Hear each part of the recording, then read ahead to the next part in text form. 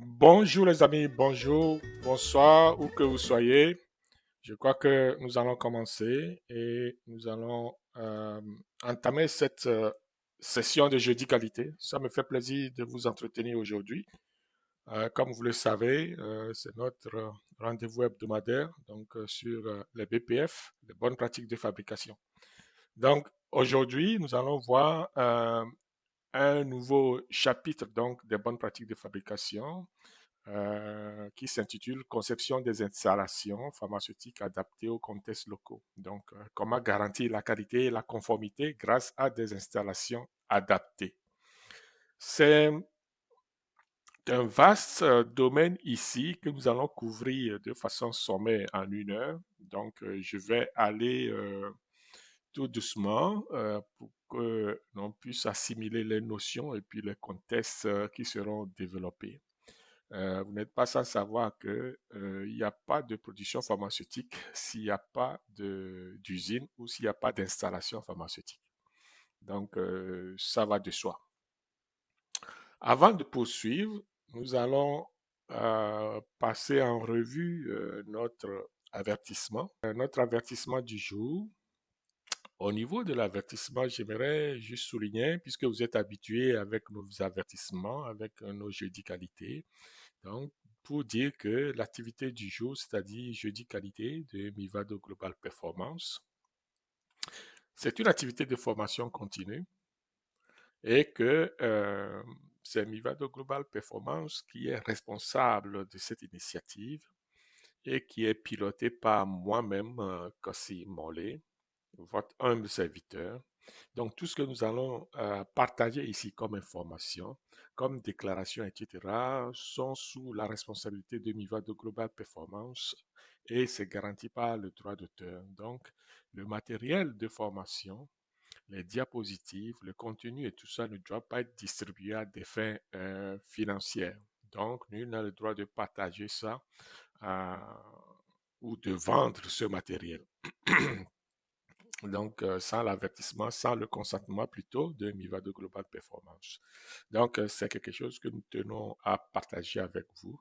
Vous pouvez l'utiliser pour vos propres développements personnels, vous pouvez l'utiliser pour vos propres connaissances et vous pouvez le partager aussi à travers les centres de formation. Donc, ça me ferait plaisir aussi de partager tout le matériel avec vous avec vos étudiants, vos élèves, etc. Donc, c'est quelque chose pour lequel nous travaillons avec, c'est pour ça que nous travaillons avec d'autres institutions pour pouvoir partager ce que c'est que les bonnes pratiques de fabrication et comment l'appréhender, comment la mettre en pratique à travers euh, nos fonctionnements, à travers euh, le contexte africain.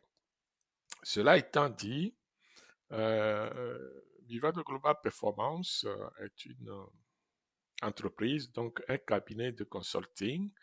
Et Vivado Global Performance est créé en 2004, donc nous sommes une entreprise canadienne, québécoise, et nous travaillons dans la réingénierie et nous offrons des solutions et des services liés à la qualité, au système qualité, à la conformité, à la validation des procédés, au développement des procédés, à la performance opérationnelle et à l'optimisation des procédés. Donc, nous apportons des solutions et des supports pour aider nos clients à mettre en place ce que nous appelons la transformation numérique et la transformation de l'intelligence artificielle. Donc, vous n'êtes pas sans savoir que nous sommes aujourd'hui dans un monde très, je dirais, numérique, mais qui a besoin des données. Et les données sont tellement importantes aujourd'hui que tout le monde, la course, c'est vers les données. C'est un grand gourou qui a dit que en Dieu, nous croyons, mais tout le reste, pour tout le reste, nous avons besoin des données. Donc, les données, c'est très important. Alors, nous avons préparé pour vous un court vidéo pour illustrer ce que nous faisons chez Mivado Global Performance. Ok. Ça dure que 30 secondes, donc restez attentifs et c'est parti.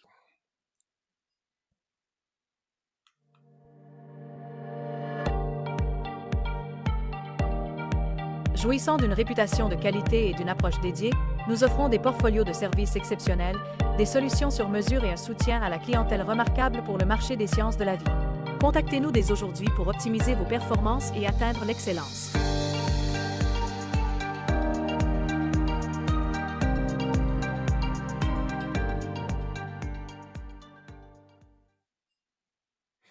Donc voilà, comme vous pouvez le constater, Mivado Global Performance agit de façon technique et essaye de mettre en pratique tout ce dont nous avons besoin au niveau donc du support et de la qualité, validation, etc. Pour les entreprises pharmaceutiques. Nous allons maintenant parler de certaines activités que nous offrons essentiellement à la formation. Donc, vous n'êtes pas sans savoir que nous offrons aussi de la formation certifiante. Donc, nous avons des dates à vous partager. Donc, ici, atelier de formation sur l'application donc des principes de bonnes pratiques de fabrication dans la construction et la rénovation d'un site de production pharmaceutique. Donc, ça va être sous forme de visioconférence, donc sur Zoom. Donc, les dates sont là. Toutes les informations se trouvent sur notre site web, bivado.com. Alors, ceux qui sont intéressés peuvent aller jeter un coup d'œil. Donc, ça se passe le 17 décembre 2025, donc de 13h à 17h, temps universel, donc GMT. C'est sur inscription, donc, et c'est payant. Donc, euh, ça, c'est un atelier pour aller au-delà de ce que nous allons voir aujourd'hui au niveau des installations pharmaceutiques. Donc, ça va être pratico-pratique. C'est une excellente formation pour ceux qui sont dans les techniques de construction, les ingénieurs en bâtiment, en mécanique, et puis, etc. Donc, c'est très instructif.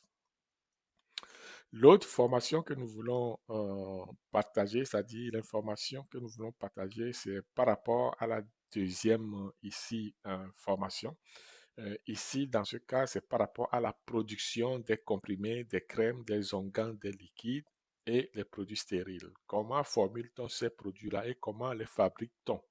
Donc, ce sont des formations certifiantes donc, qui sont pratico-pratiques et qui vont montrer comment on prépare, on formule, on fabrique les médicaments. Vous voyez?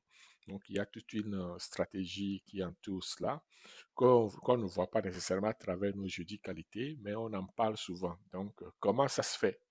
Et donc, c'est cette formation qui va vous donner toutes les informations nécessaires et tout la connaissance pour pouvoir fabriquer vos propres crèmes, vos propres onguents, vos propres liquides, vos propres produits pharmaceutiques ou produits de santé en tout cas. Donc, cette formation va se dérouler le 5 janvier 2026, donc de 13h à 17h temps universel. C'est aussi en visioconférence. Il y a une troisième formation, donc un troisième atelier de formation euh, qui s'intitule BPF Affaires réglementaires et système qualité dans l'espace UEMOA. Donc ici, je m'adresse particulièrement aux pays de la zone UEMOA qui font affaire, qui travaillent sur les bonnes pratiques de fabrication. Donc on va voir tout l'aspect réglementaire et le système qualité qui entoure la pratique pharmaceutique dans la zone UEMOA. Et cette formation se passe le 7 janvier 2025. Et pour nous, c'est une occasion de partager les informations concernant ce que nous appelons la réglementation, les affaires réglementaires, comment négocier, naviguer à travers les règlements qui entourent la fabrication pharmaceutique et la distribution des produits pharmaceutiques dans la zone UEMOA.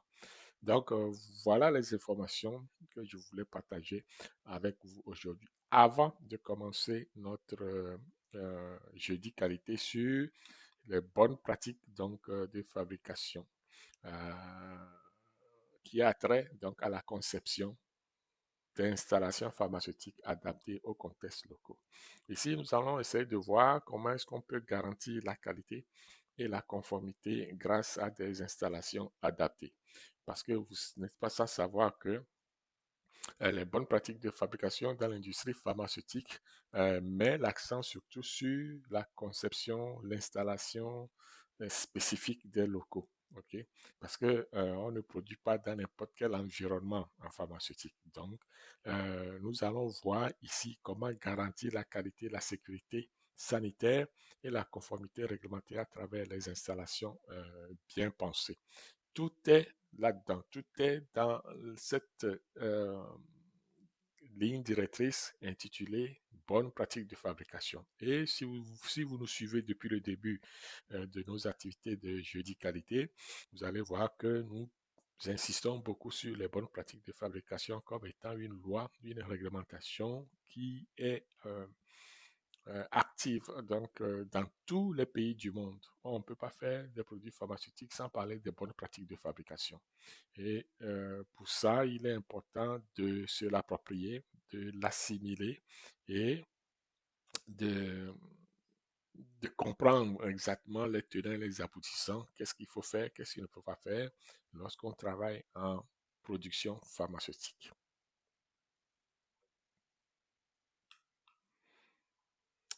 Alors, au niveau de notre présentation du jour, qu'est-ce que nous allons voir? De quoi est-ce que nous allons parler de façon concrète?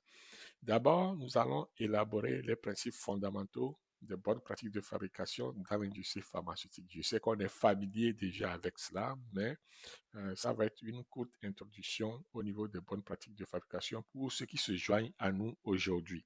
Parce que ce n'est pas tout le monde qui a le même niveau de connaissance. Donc, à chaque fois, il faut s'ajuster, donner la chance aux coureurs pour pouvoir suivre. Deuxièmement, nous allons parler des étapes clés dans la conception d'une installation pharmaceutique. Okay? Parce qu'on veut être conforme aux bonnes pratiques de fabrication. Pour ça, on a besoin de poser certaines actions, de poser et de choisir nos matériels en conséquence. Donc, on va voir les étapes, comment y arriver. Par après, on va voir comment est-ce qu'on intègre dans les contextes locaux la conception et l'implantation des installations pharmaceutiques. C'est toute une stratégie là-bas. Par après, on va élaborer quelque peu au niveau des contrôles, validation et gestion de la qualité selon les bonnes pratiques de fabrication. Des études de cas pour illustrer avec des exemples pratiques d'installation adaptées. Et enfin, on va parler donc de l'intégration des bonnes pratiques d'ingénierie et de commissioning dans la conception pharmaceutique. Ça peut-être que ce sont des termes nouveaux ici, bonnes pratiques d'ingénierie. OK? C'est très important de noter cet aspect-là parce que on ne travaille pas n'importe comment en production pharmaceutique. Donc, on a non seulement là, des bonnes pratiques de fabrication, mais au niveau de l'ingénierie, on parle des bonnes pratiques d'ingénierie. Donc, on doit être consciencieux quand on monte une usine pharmaceutique. Donc, c'est ça que ça veut dire.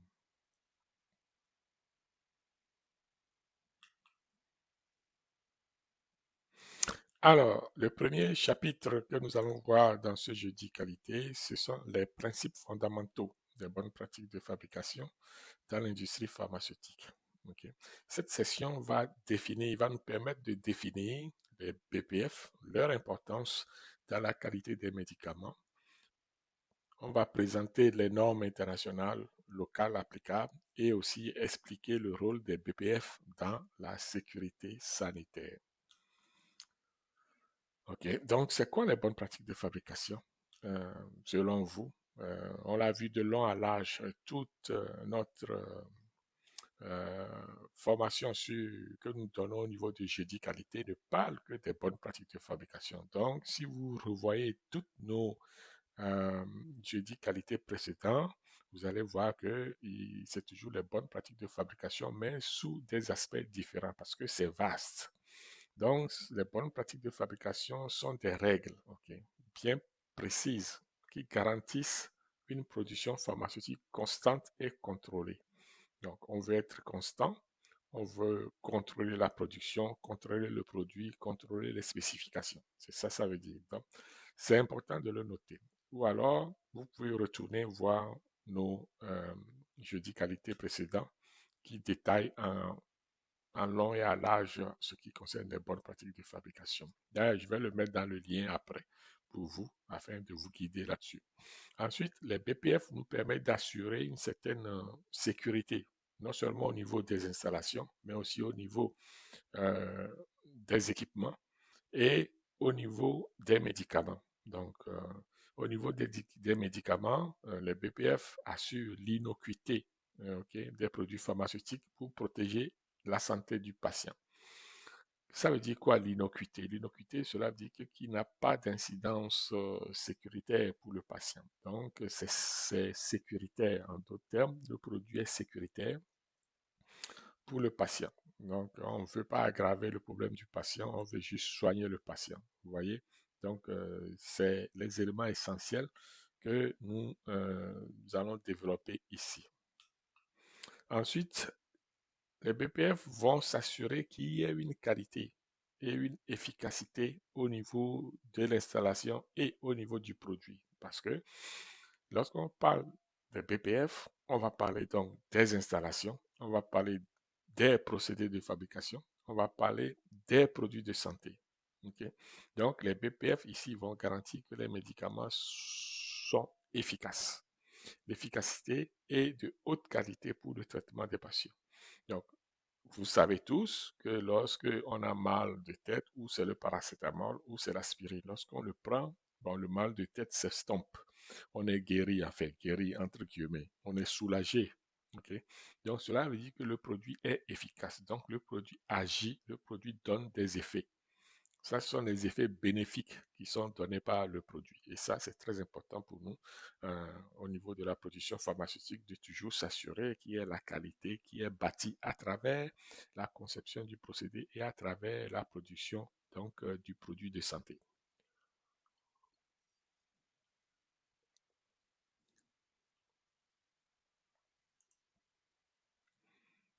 Alors, lorsqu'on parle de tout cela, lorsqu'on a fini de parler donc de la qualité, de la sécurité du produit, de l'efficacité du produit, etc., il y a ce que nous appelons les normes internationales et locales applicables, parce que dans tous les cas, les BPF sont applicables dans tous les pays, oui, mais pour soutenir l'effet bénéfique des bonnes pratiques de fabrication, nos pays où l'OMS va dicter des normes, des réglementations qui sont tantôt strictes, tantôt applicables à tout le monde, tantôt de façon nationale.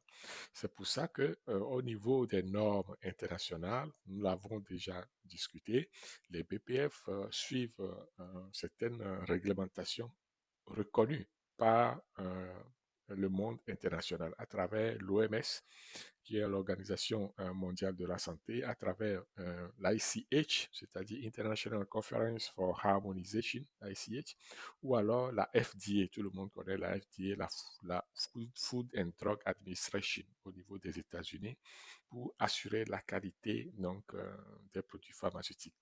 C'est essentiel lorsque on veut mettre un produit sur le marché de veiller à ce que le produit ou toutes nos activités soient conformes aux règles strictes donc des bonnes pratiques de fabrication.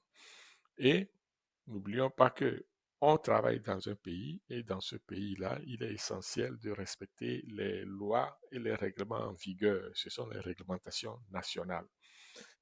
En plus des réglementations internationales, il faut veiller à ce que nous appliquons, nous suivons strictement les règles nationales qui complètent finalement les normes internationales pour adapter les exigences aux contextes locaux. Évidemment, chaque pays a sa réglementation en matière donc de distribution des produits pharmaceutiques, en matière de finances, d'impôts, de construction, etc., etc. Donc, ce sont des réglementations que nous ne devons pas négliger. Okay? C'est important de considérer ça lorsqu'on veut mettre une usine en place. Comment se fait la distribution d'eau, l'électricité, les autres utilités que nous utilisons? Est-ce qu'il y a des réglementations là-dessus? L'émission de CO2, les lois environnementales, etc., etc. Donc, on est amené à harmoniser nos façons de faire lorsque on parle donc des bonnes pratiques de fabrication et on parle de l'industrialisation, par exemple, d'une zone en mettant en place des industries pharmaceutiques. Donc, le respect des normes va faciliter l'harmonisation et l'importance des produits pharmaceutiques à l'échelle mondiale. Veut pas, lorsque vous voulez vendre vos produits sur le plan international, il faut que vos produits rencontrent certaines exigences réglementaires au départ. Donc, il y a tout ce que nous appelons la qualité, la conformité et puis les autres normes qu'on peut citer.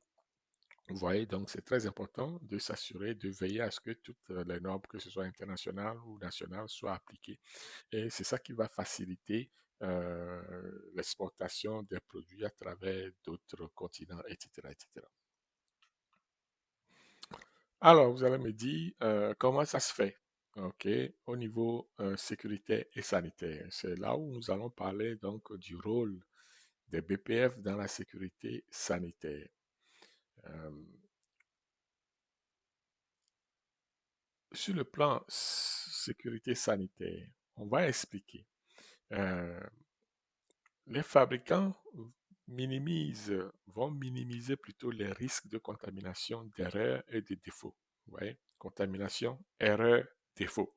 Ce sont les trois éléments qui sont essentiels pour minimiser les risques au niveau des patients. OK?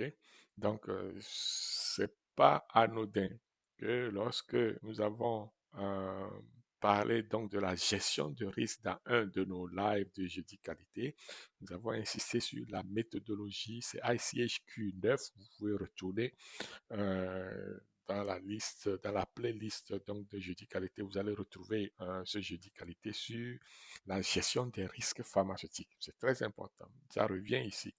Donc, l'application des BPF permet non seulement de réduire efficacement les risques de contamination et d'erreur dans la production pharmaceutique, mais permet aussi de protéger les patients qui consomment ces produits-là. Cela veut dire qu'ils sont appelés à consommer des produits qui sont sûrs et qui protègent leur santé ou qui va apporter une certaine satisfaction à leur santé. Donc, ça prend aussi les BPF permettent aussi d'assurer une certaine confiance sur le marché. Donc, une entreprise qui respecte les bonnes pratiques de fabrication à la lettre, qui n'a pas de non-conformité, qui n'a pas euh, des choses à se reprocher, va avoir une très bonne notoriété sur le plan international, euh, sur le marché international, je veux dire, même sur le plan national. OK? Donc, on sait que c'est une entreprise de confiance. Le marché aura confiance en vos produits et vos produits seront bien vendus. C'est ça, ça veut dire. Donc, c'est essentiel de s'assurer que on minimise les risques, on s'assure que les produits mis sur le marché sont sécuritaires et qui sont destinés exactement aux personnes, aux patients qui en ont besoin. Donc, euh, cela protège en fait les patients et garantit la confiance dans les produits pharmaceutiques sur le marché. Ce qui nous amène à un autre chapitre qui est les étapes clés dans la conception d'installations pharmaceutiques conformes aux bonnes pratiques de fabrication. Ici, nous allons voir euh, c'est quoi les étapes essentielles pour concevoir les installations pharmaceutiques adaptées en tenant compte des besoins locaux, de l'agencement optimal et du choix des matériaux et technologies pertinentes. Vous êtes, vous savez sûrement que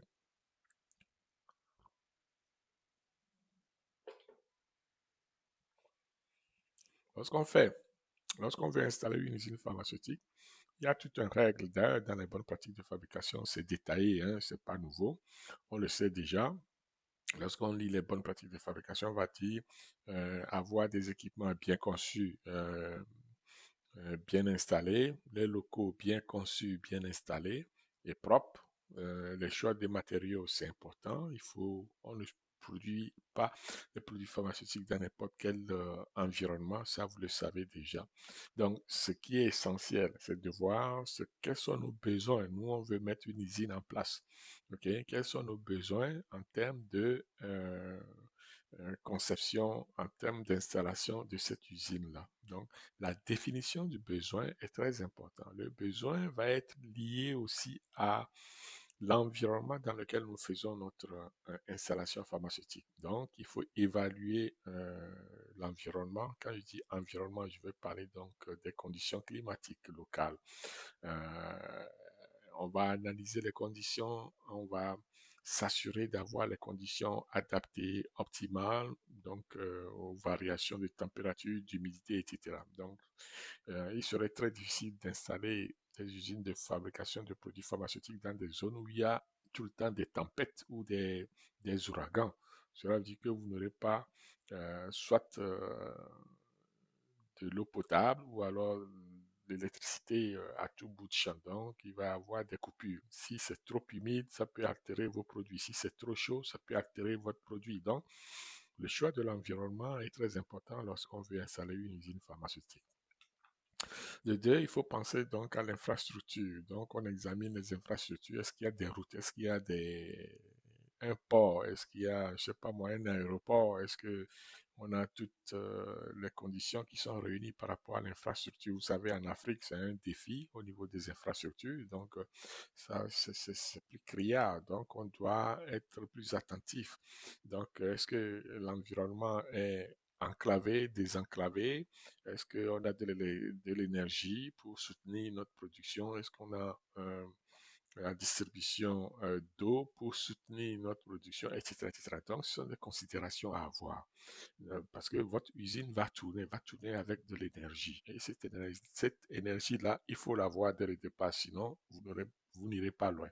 Donc, examiner les infrastructures existantes facilite l'intégration efficace donc des nouvelles installations. Ok. Donc, un élément aussi que nous devons souligner, c'est la disponibilité de la main-d'œuvre.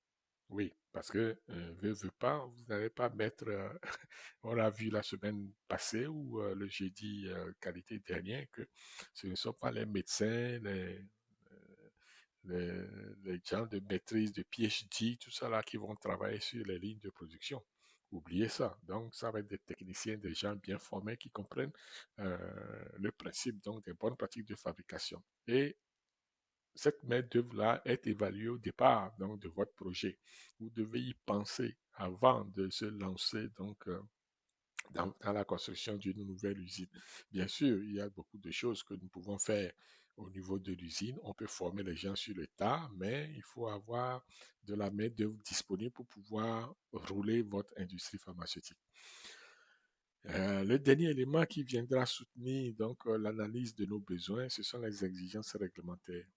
On doit être capable de faire le tour et de s'assurer que les exigences réglementaires sont rencontrées. On doit aller vers, euh, on l'a vu tantôt, sur le plan national, sur le plan international, et s'assurer que toutes les considérations au niveau de la réglementation sont rencontrées et que l'installation respecte les règles soit les règles nationales, la réglementation nationale ou alors la réglementation internationale. Donc, ce sont des éléments que nous prenons en compte au niveau donc de notre installation pharmaceutique.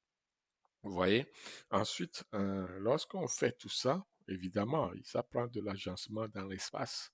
Donc, il faut voir comment est-ce que notre usine va se positionner, s'installer finalement.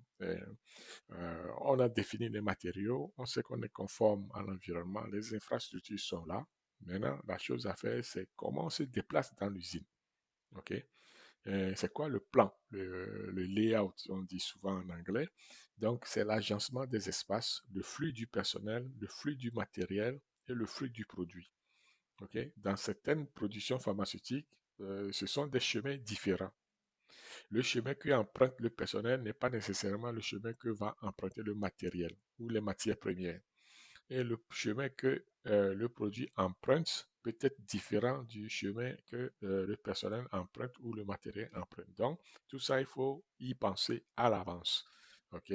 Donc, si vous pensez à cela à l'avance, cela vous permet de minimiser les risques de contamination croisée. OK?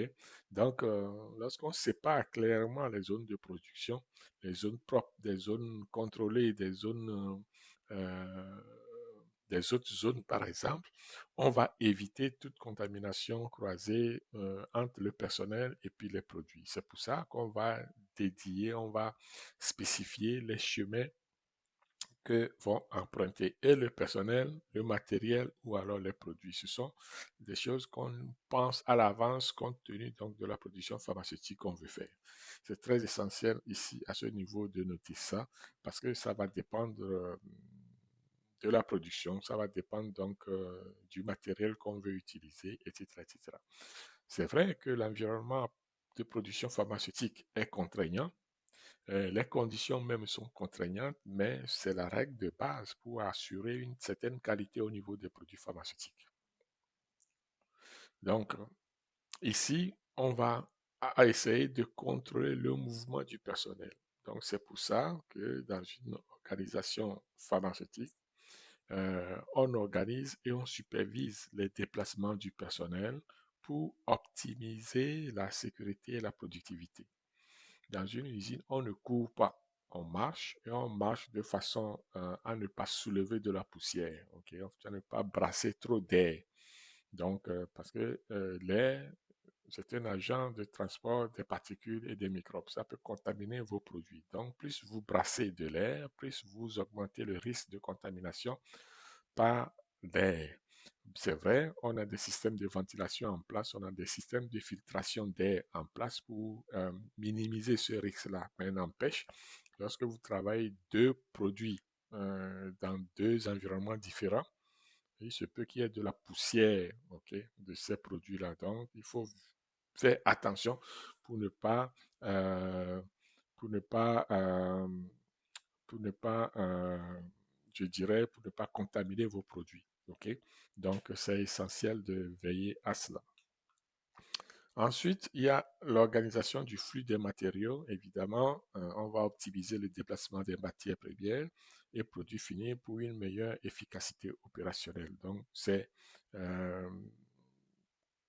on bouge, mais de façon ordonnée. On se déplace, mais de façon contrôlée, ordonnée.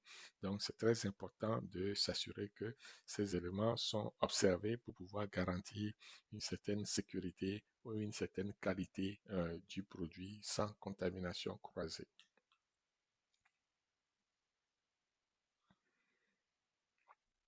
Au niveau du choix des matériaux, équipements et technologies adoptées, évidemment, cela va dépendre de ce que nous faisons. Donc, les matériaux doivent être durables, faciles à nettoyer et compatibles avec les produits. Ok? Je répète, les matériaux doivent être robustes, faciles à nettoyer et compatibles avec les produits utilisés pour garantir la qualité. Et on ne peut pas mettre de l'eau euh, dans un on ne peut pas utiliser des matériaux non compatibles. Ok, vous ne pouvez pas utiliser une matière plastique avec de l'acide. Ça va fondre et puis vous perdrez votre acide. C'est du dégât partout. Donc, il faut s'assurer d'utiliser le bon matériel pour le bon produit. Donc, c'est important de veiller à cela. Donc, ça, tout ça se fait au niveau des études d'ingénierie, au niveau euh, de la conception de votre usine. L'équipement doit être adapté. Euh, les équipements doivent être designés, c'est-à-dire conçus à ce qu'ils respectent les exigences de production, tout en étant adaptés aux conditions locales et spécifiques. Ok, donc c'est très important d'assurer ça. Un moteur qui chauffe, vous le mettez sous une température à haute température, ça va chauffer encore plus et va arrêter de fonctionner. Est-ce qu'on prévoit un système de refroidissement pour veiller à ce que le matériel ne chauffe pas? Vous allez voir que dans les ordinateurs, la plupart du temps, il y a un ventilateur pour refroidir le disque dur. Ok, donc c'est parce qu'on sait que euh, le système peut se réchauffer et lorsque c'est trop chaud, ça peut altérer l'ordinateur. Alors c'est pour ça qu'il y a un système de ventilation, un système de refroidissement en fait, qui vient amenuiser donc le dégagement de chaleur des ordinateurs. Vous voyez. Donc, pensez-y pour des industries pharmaceutiques et pour tous les équipements qu'on a, il faut que ces équipements-là soient adaptés, soient conçus pour euh, les activités qui s'y déroulent. C'est très important de veiller à ce que on ait ce genre de réflexion lors de la conception et de l'installation de notre usine de fabrication. C'est vrai qu'aujourd'hui, il y a beaucoup de technologies qui sont sur place, mais bon, ce qui est sûr, les technologies doivent être conformes à chaque fois. Donc, les technologies choisies doivent assurer la qualité et s'adapter aux contraintes locales et aux besoins de production. Ça, d'office, c'est normal, mais il faut y penser. Ok. Donc, ne pas mettre n'importe quel matériel avec, ne pas utiliser n'importe quel matériel avec n'importe quel produit. Il faut toujours veiller à ce que les matériels soient compatibles avec l'utilisation qu'on en fait, veiller à ce que l'équipement soit adapté à ce qu'on veut faire, etc., etc. Cela évite non seulement la contamination croisée, aussi des accidents qui peuvent survenir lors de la manipulation de ces équipements-là.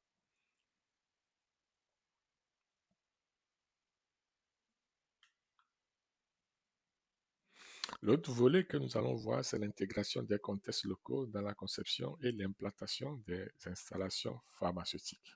Alors, c'est vrai que le titre, il est long, mais qu'est-ce qu'on veut dire par là?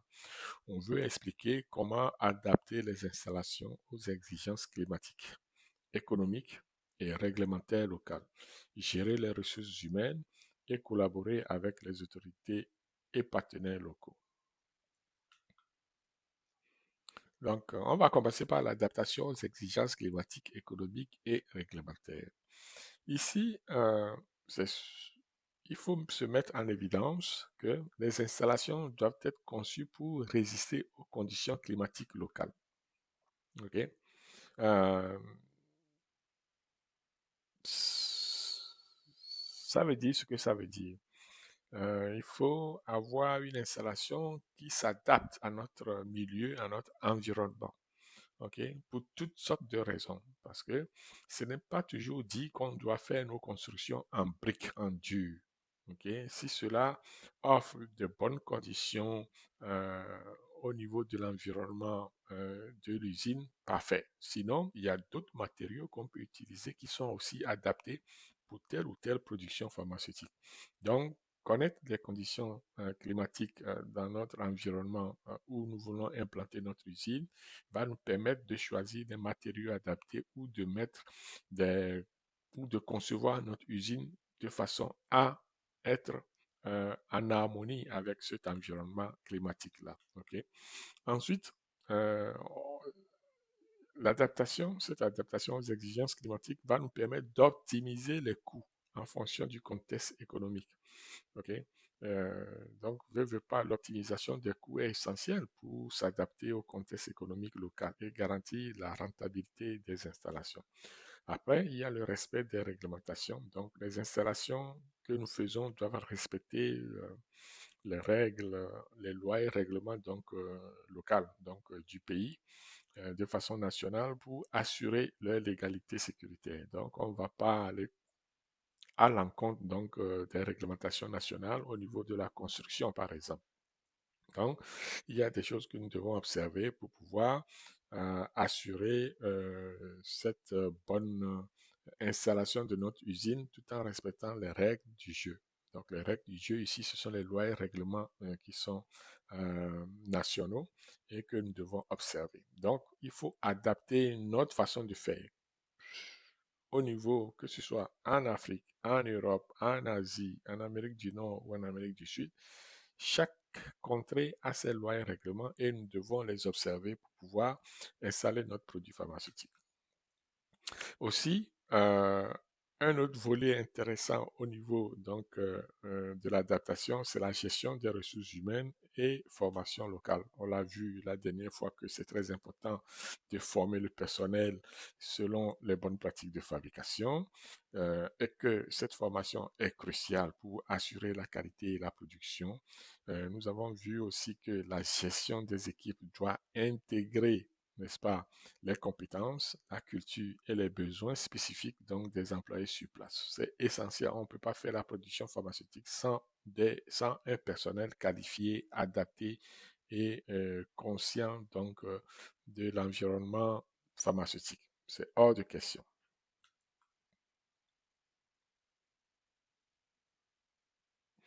Dans ce cas, comment collaborer avec les autorités et partenaires locaux? Lorsqu'on fait ça, lorsqu'on pose cette question, c'est-à-dire que cela veut dire qu'on doit collaborer avec les autorités sanitaires locales, locaux, oui, les autorités sanitaires locales, une collaboration étroite avec les autorités sanitaires et partenaires locaux permet d'assurer la conformité réglementaire, donc ce qui nous permet donc de travailler avec ces gens-là de façon à garantir le respect des normes et réglementations locales. Ok.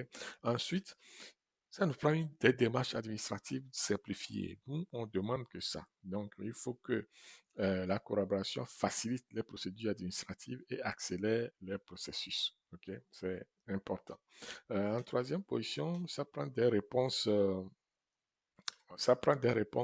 aux besoins locaux. Donc, pour donner des réponses aux besoins locaux, nous avons besoin des partenaires locaux qui permettent d'adapter les solutions aux exigences du marché national. Donc, ces trois éléments permettent de garantir, euh, n'est-ce pas, un succès au niveau donc de la collaboration avec les autorités. Vous ne pouvez pas faire une production pharmaceutique sans parler aux autorités, parce qu'après tout, chaque pays, chaque continent ou voilà, même l'OMS a des prévisions au niveau des médicaments. Donc, on veut s'assurer que les usines sont capables d'honorer leurs engagements au niveau de la production pharmaceutique. Et cela, ça prend une certaine collaboration avec les autorités compétentes afin de travailler de façon collaborative. Vous voyez, donc c'est important de veiller, de prendre connaissance de ces éléments-là et de s'assurer de les mettre en place avec du personnel qualifié qui comprennent les lois et règlements de chaque pays afin de s'assurer que les démarches soient faites de façon correcte.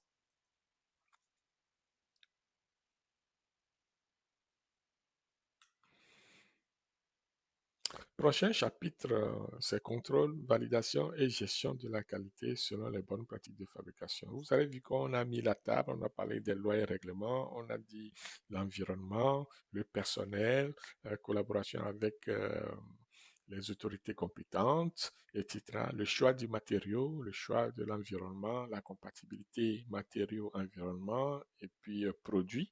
Donc maintenant, on va voir comment contrôler, valider et gérer la qualité dans tout ça. C'est vrai qu'au niveau de l'installation, on va faire appel à des ingénieurs, etc. Mais il n'y a pas que les ingénieurs qui travaillent sur l'installation pharmaceutique. C'est toute une équipe multidisciplinaire. Non? Qui dit équipe multidisciplinaire dit des gens de différentes qualifications professionnelles. Donc, chaque étape de la production doit être validée pour garantir la répétabilité et la conformité. Ça, c'est lorsque on implante l'usine. Même l'usine en tant que telle doit être qualifiée. Donc, le contrôle qualité régulier assure le respect des spécifications et la sécurité des médicaments.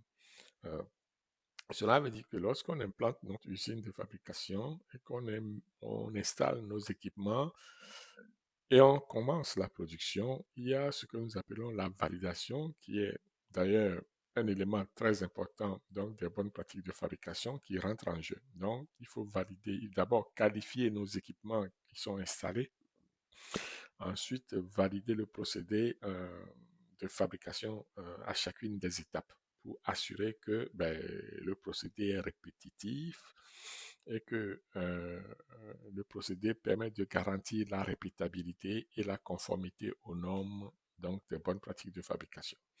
Donc, cela nous permet aussi d'assurer un certain contrôle qualité régulier, vous voyez. Donc, c'est important d'avoir cet élément déjà au début de la conception de notre usine pharmaceutique et de s'assurer que la qualification et la validation sont partie prenante donc de notre projet d'installation de produits pharmaceutiques.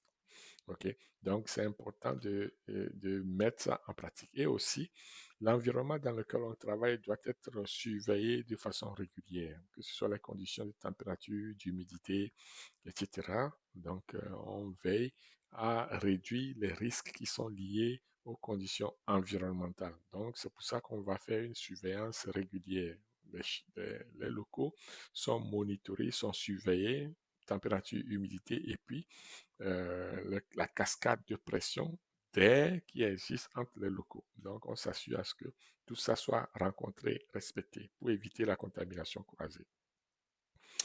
Pourquoi? Parce que lorsqu'on exerce une gestion proactive des risques, donc on voit que des plans efficaces doivent être mises en place. Et ces plans vont anticiper sur les situations critiques qu'on peut rencontrer.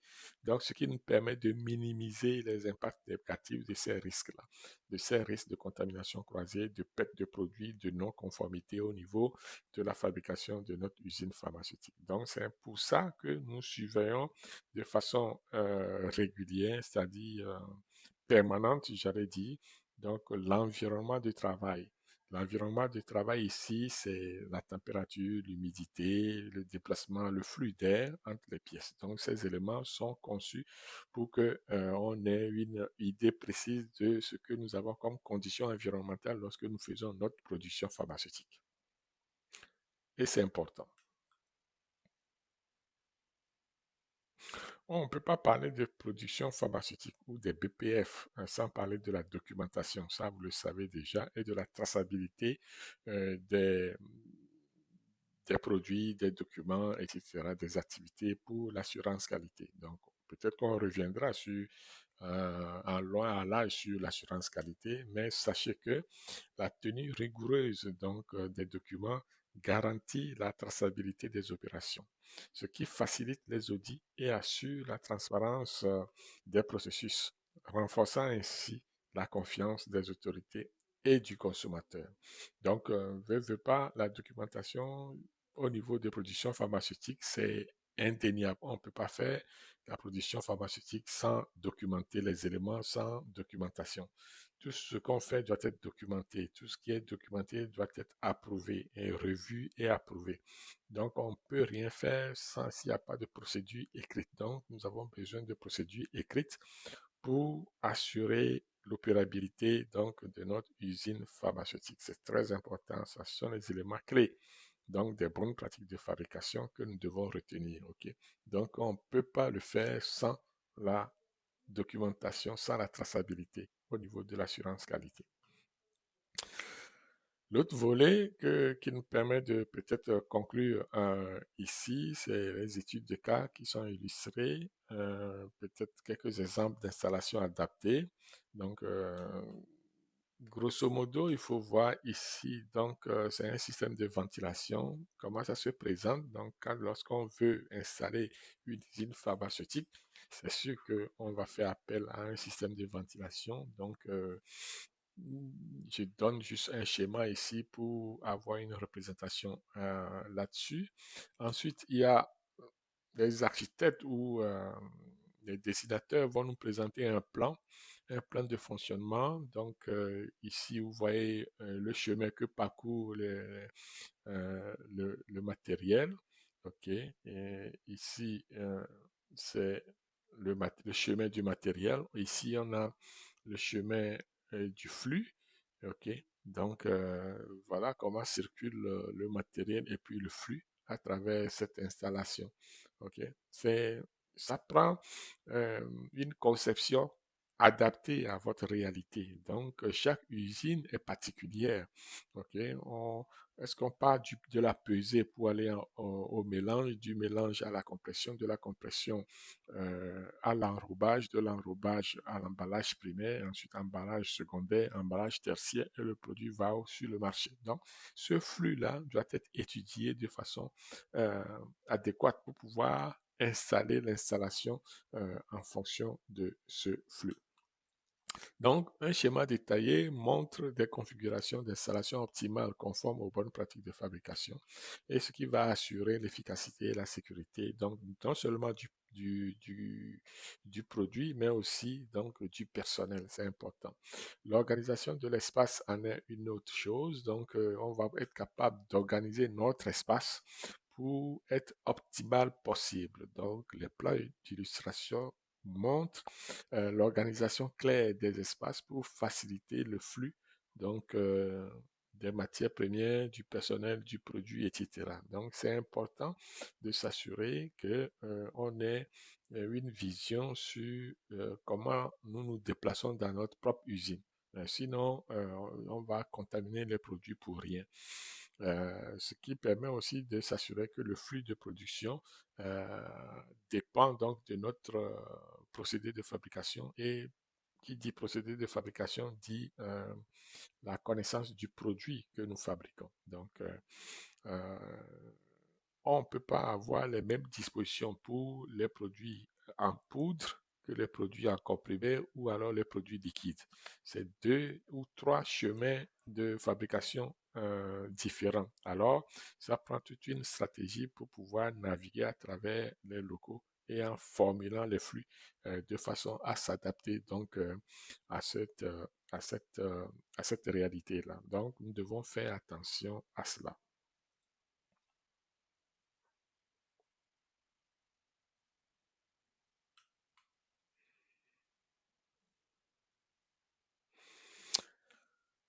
Le chapitre suivant nous permet d'analyser de façon comparative les solutions innovantes selon différents contextes. Évidemment, nous avons parlé donc des environnements contraignants, nous allons parler donc de ce que nous appelons des contraintes économiques et aussi des contraintes réglementaires. Bon, ça, je sais qu'on le sait déjà, que l'analyse que nous allons faire ici va mettre seulement en lumière les avantages et les limites des approches innovantes selon les contraintes géographiques, économiques et réglementaires, aidant à choisir la solution la plus adaptée. Ok.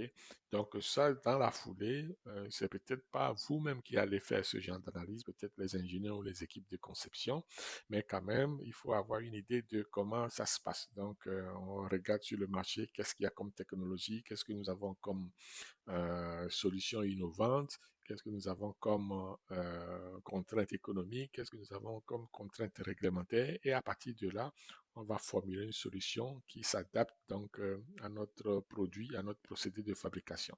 Veut pas, il y a toujours des contraintes, il y a toujours des embûches, il y a des choses qu'on ne peut pas rencontrer. Le but, c'est de ne pas baisser les bras, mais de chercher des solutions à aller plus loin et plus haut. Si on fait ça en général, on s'assure d'avoir des retours sur l'expérience et on peut aller questionner déjà d'abord questionner les bibliothèques ou questionner les livres, mais aussi essayer d'avoir des retours d'expérience de producteurs et de distributeurs qui existent déjà. Donc, on peut aller rencontrer les acteurs locaux, partager les principaux défis liés à la mise en place des installations pharmaceutiques conformes aux bonnes pratiques de fabrication. Donc, aussi, au niveau des bonnes pratiques adoptées, et on s'apprend des témoignages mettant en lumière les stratégies efficaces et les bonnes pratiques adoptées pour assurer la conformité et le succès opérationnel. Donc, ce sont des éléments que nous devons mettre en pratique et que ces témoignages-là, normalement partagés par des acteurs locaux, illustrent les défis rencontrés et les bonnes pratiques, je dirais, à adopter. Alors là, on va parler d'un autre chapitre qui est l'intégration des bonnes pratiques d'ingénierie et de commissioning dans la conception pharmaceutique. On l'a effleuré tantôt que les bonnes pratiques d'ingénierie sont différentes donc des bonnes pratiques de fabrication, en ce sens qu'au niveau de la conception de votre usine, ce sont les ingénieurs qui vont rentrer en fonction. Donc, il faut qu'on adopte ces bonnes pratiques-là euh, pour permettre euh, euh, en fait, pour se donner une chance au niveau de l'installation en fait de notre usine. Donc, l'application des bonnes pratiques d'ingénierie et du commissioning vont souligner le rôle clé euh, des ingénieurs. Donc, lorsqu'on parle de commissioning et de bonnes pratiques d'ingénierie, c'est pour aller confirmer ou alors s'assurer que ces éléments sont bien mis en place, sont bien appliqués et que c'est important d'avoir un œil là-dessus. Donc, ces éléments, c'est-à-dire les bonnes pratiques d'ingénierie et le commissioning, vont jouer un rôle clé, ok, dans la validation et la performance des installations pharmaceutiques. Parce que quand il est temps de faire la qualification et la validation de notre usine et de notre procédé, ben on se base sur les documents d'ingénierie. Veut pas, c'est ça, parce qu'il y a la conception, il y a la définition des spécifications, tout ce qu'on veut, l'installation, etc., se trouve dans les documents d'ingénierie. Donc, c'est pour ça qu'on s'assure que les ingénieurs fassent bien une bonne documentation et gèrent bien leur partie pour qu'après, nous puissions valider ou qualifier, valider notre usine. Donc, il y a un lien entre les bonnes pratiques d'ingénierie et les bonnes pratiques de fabrication. Ce qui nous lie, c'est la documentation. OK? Donc, il faut avoir une bonne documentation. Donc, au niveau des principes des bonnes pratiques d'ingénierie, par exemple, appliquées aux installations pharmaceutiques, il va y avoir une conception rigoureuse, OK, de notre usine. Donc, il faut que ça soit précis, fiable et conforme aux installations pharmaceutiques que nous voulons, nous. Donc, la construction doit être conforme, on doit respecter les règles du jeu, on doit respecter les lois et règlements nationaux ou internationaux à ce niveau, c'est important. Et aussi, on doit savoir comment est-ce qu'on maintient notre usine ou nos équipements. Donc, ça prend un plan de maintenance optimisé. Donc, ces éléments font partie donc de ce que nous appelons des bonnes pratiques d'ingénierie et qui vont nous permettre d'assurer une certaine qualité au niveau de nos équipements, au niveau du produit, au niveau du procédé. La finalité de tout ça, c'est de faire une bonne qualification et une bonne validation, ok, de notre installation. Ici, je montre quelques exemples donc, du processus de commissioning, de validation, de qualification, etc., de calibration, la différence qui existe entre ces quatre éléments, je veux dire. Donc, le commissioning, donc, qui va englober tout ce qui concerne le bâtiment, les systèmes utilitaires, les systèmes, etc. La qualification, on va qualifier tout ce qui est utilitaire, les équipements, les systèmes, les instrumentations. Ensuite, il y a ce que nous appelons la validation proprement dite, donc tout ce qui va concerner non seulement les procédés de fabrication, les procédés de nettoyage, les méthodes analytiques, et puis s'il y a d'autres procédés aseptiques ou le système informatisé aussi. OK? Et puis la calibration, ben, c'est pour les instruments de mesure. Donc voici comment ça se fait de façon concrète et de façon à s'assurer que nous mettons en place une installation qui a de l'allure, qui est valide, qui est qualifiée, qui est d'abord commissionnée, qualifiée et puis validée. Voilà, c'est l'ordre dans lequel ça se passe. Lorsque l'installation est mise sur pied, ça prend un commissioning. Après, on fait une qualification, puis on fait la validation de procédé. Voilà. La calibration, l'étalonnage, bon, ça, c'est la maintenance routinière qu'on fait au niveau des installations. Donc, euh, qui parle de tout ça parle d'une synergie entre les bonnes pratiques de fabrication et les bonnes pratiques d'ingénierie et commissioning pour assurer la conformité donc, et la performance de notre usine, tout simplement. Donc, tout va ensemble, tout est imbriqué l'un dans l'autre et on ne peut pas vraiment séparer ces éléments-là parce que non seulement c'est technique, mais il y a tout l'aspect ingénierie qui entre en jeu et au-dessus, nous avons les bonnes pratiques de fabrication qui doivent jouer leur rôle. Donc, on ne peut pas dissocier les bonnes pratiques de fabrication. euh, on ne peut pas dissocier les bonnes pratiques de fabrication des autres, ok? Parce que veut pas, il y a tout ce qu'on veut, tout ce qu'on que ce s'apprend au niveau au niveau de, au niveau de notre fabrication. Donc, c'est important de veiller à ce que tous ces éléments-là soient ensemble. Ce qui nous amène à la conclusion de notre live de ce jeudi pour dire que la conception d'installations pharmaceutiques euh, conforme aux besoins c'est pour dire que la conformité au BPF, donc la conformité aux bonnes pratiques de fabrication, garantit la qualité et la sécurité des médicaments, des produits. Ça, c'est un. Ensuite, il faut s'assurer d'adapter les installations aux contextes locaux, permettant de répondre efficacement aux besoins spécifiques de la population. Et après, l'approche collaborative, il faut s'assurer qu'il y ait une collaboration intégrée, ok, entre les acteurs du domaine et afin de réussir la conception et la mise en œuvre donc des installations. Donc, ce sont des éléments essentiels sur lesquels nous devons travailler pour pouvoir assurer une bonne installation, une bonne mise en place des installations pharmaceutiques. Pour nous, c'est essentiel d'arriver à ce point car sans ces éléments, on ne pourra pas fabriquer des produits qui sont de bonne qualité. C'est essentiel que ces éléments-là soient rencontrés. Donc, voilà ce que je voulais partager avec vous aujourd'hui et sur les installations donc, des usines pharmaceutiques. Donc, merci beaucoup pour votre fidélité et on se dit à la semaine prochaine. Merci beaucoup. Euh, voilà.